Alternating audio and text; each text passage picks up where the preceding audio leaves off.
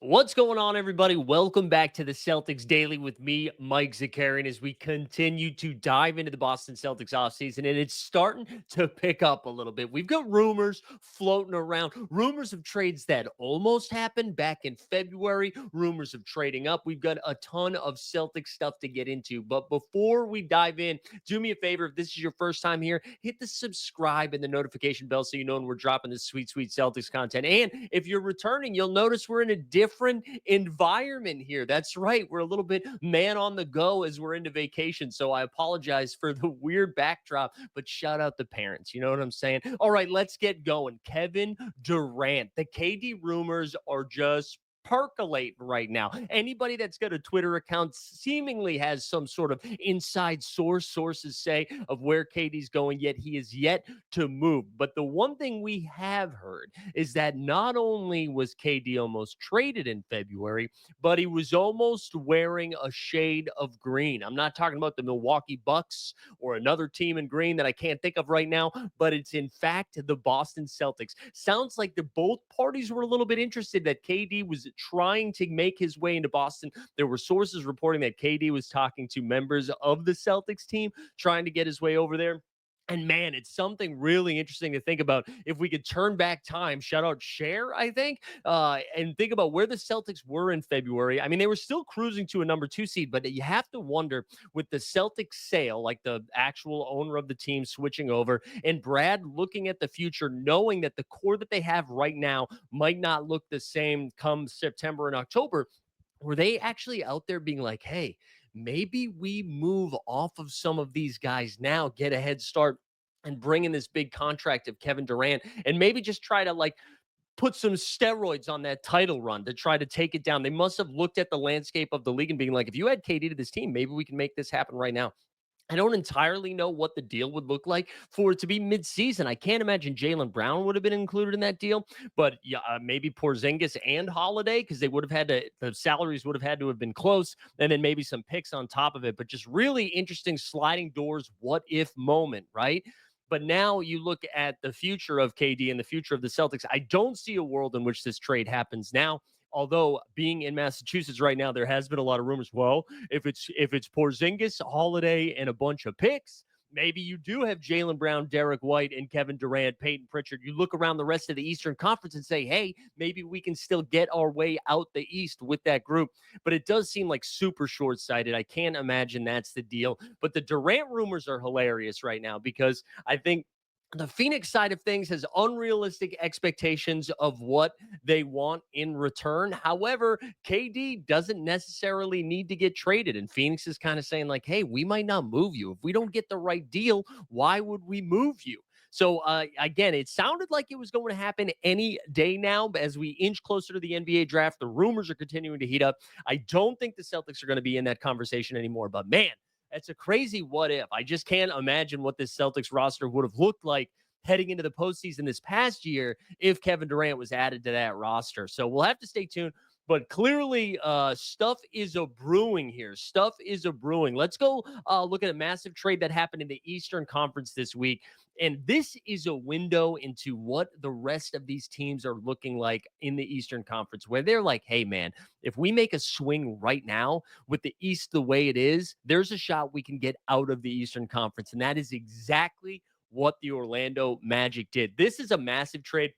Honestly, it's Mikal Bridges' prices, right? So Desmond Bain, who, like, again, a knockdown three-point shooter, shooting like 41% from three as a career three-point shooter, even better than that at catch and shoot threes. If you remember that postseason, this first round matchup between the Celtics and the Magic, they had Paolo and Franz averaging almost 60 points a game combined, right? But they had no shooting. They made the move for Kentavious Caldwell Pope, who was more like Kentavious Caldwell Poop. Not proud of that, but it did come out of my mouth. He was really bad this postseason. So KCP is going to Memphis. So is Cole Anthony, their backup guard, right? So those two pieces go to Memphis along with 4 first round picks. That's crazy. 4 first round picks for Desmond Bain. One of them is this year. I believe it's like the 15th or 16th pick.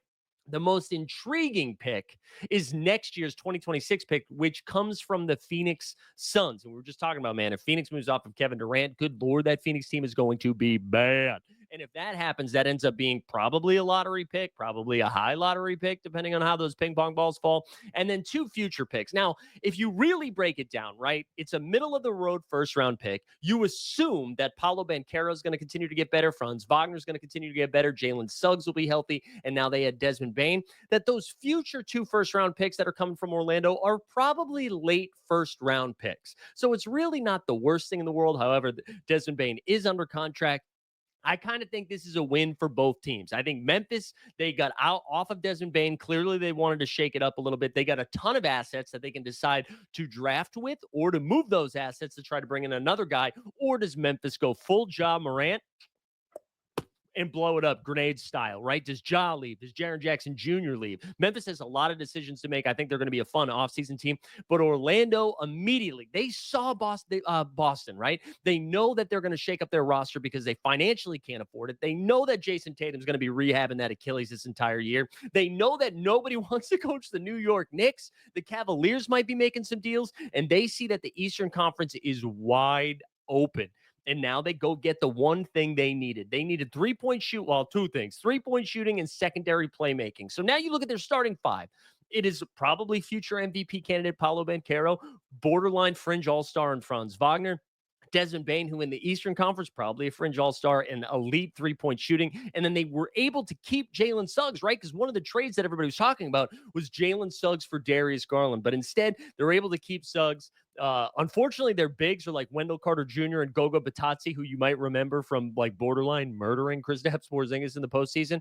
But Orlando, I think, immediately becomes a front runner in the East alongside the Cleveland, the New Yorks of the world, and then the Indiana Pacers. So ballsy move from the Magic. But I think they looked at Boston. They see a wounded deer, and they were like, let's go now. But this is just the beginning of the offseason. I think we're going to see more of this. Again, Shams Charania and Brian Windhorst of ESPN both were out there saying we're about to see some massive offseason moves, and this was the first one.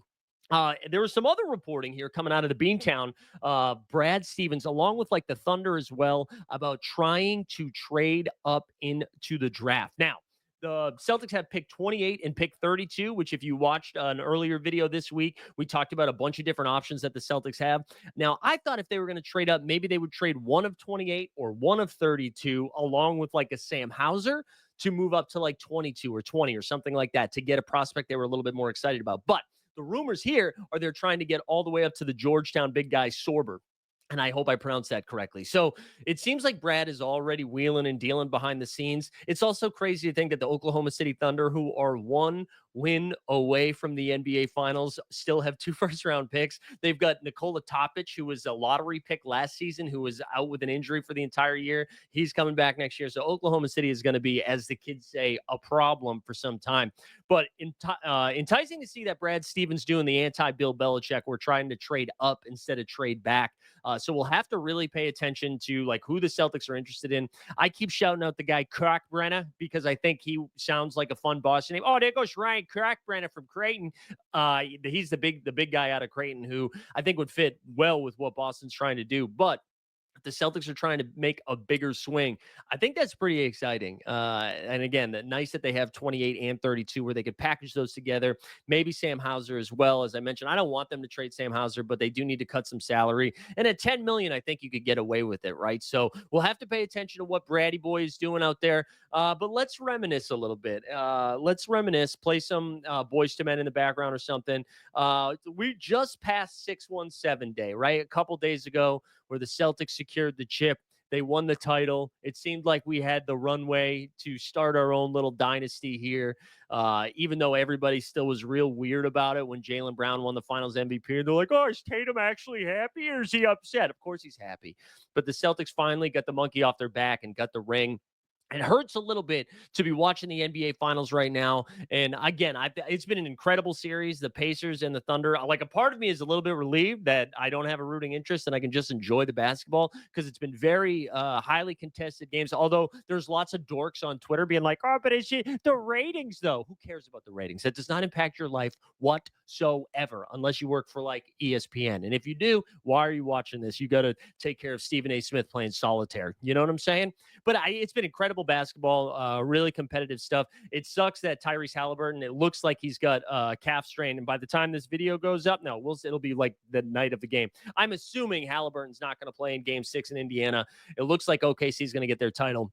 But man, you just think about what that Celtics team did last year, and they did it without a healthy Porzingis, right? He played like 1.25 finals games. It felt like the way he was moving around out there, how they just, everybody likes to say, oh, it's a hospital title, which I think is one of the dumbest things in the world. Like, you can't control the teams you beat, all right? You can't control who gets hurt on the other teams. You can't. And they went out there and they ran through the Miami Heat, they ran through the Cavs, they ran through the Pacers, and then ran through Dallas. I mean, it was one of the more dominant NBA Finals performances or NBA playoff performances we had seen since like peak Golden State Warriors with KD in it, right? So just bittersweet in the sense that wish we were out there doing it right now instead of talking about is Brad going to trade up. But that's the life we live. And at least the Celtics aren't owned with the same ownership as the Boston Red Sox. You know what I'm saying? Because that's not something I'm interested in. Because trading Rafael Devers, what are we doing? And we're mad. We're mad that Rafi doesn't want to play first base. Why doesn't management get a backup first baseman? Why is that Rafi's decision? I don't care how much he gets paid. I'm just tired. This would have been like the Celtics in 2022 trading Tatum after we didn't win the finals, getting like Luka back and then trading Luka. We got rid of Mookie and Rafi in like a 5-year run.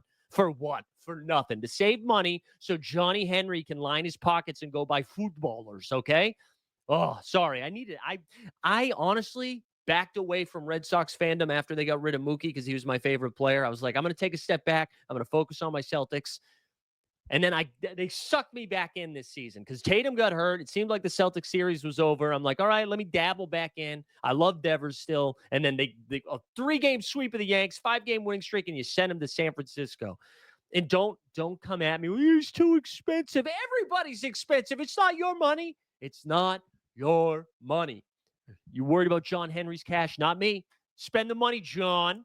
Or sell the team. Sell the team that somebody will spend money. Anyways, this is something to pay attention to bring it back to Boston or the Celtics. Bill Chisholm, new Celtics ownership. How's he going to treat this? Is he going to treat it like he wants to, be a good businessman but win titles? Or is he going to just try to make some cash? Ugh. We should have ended on a more positive note. Let's go. Let's trade up, Brad. All right, let's trade up. Appreciate everybody tuning in. Do me a favor, hit the subscribe. I promise the next time you see a video, it's going to have a better camera and a better background, but it seemed important with the KD rumors and the Brad rumors to get you one more piece of content. So shout out everybody for tuning in. Let me know in the comments let me weigh in on Rafael Devers. Am I wrong on this? I don't think I am. All right, have a good weekend. We out.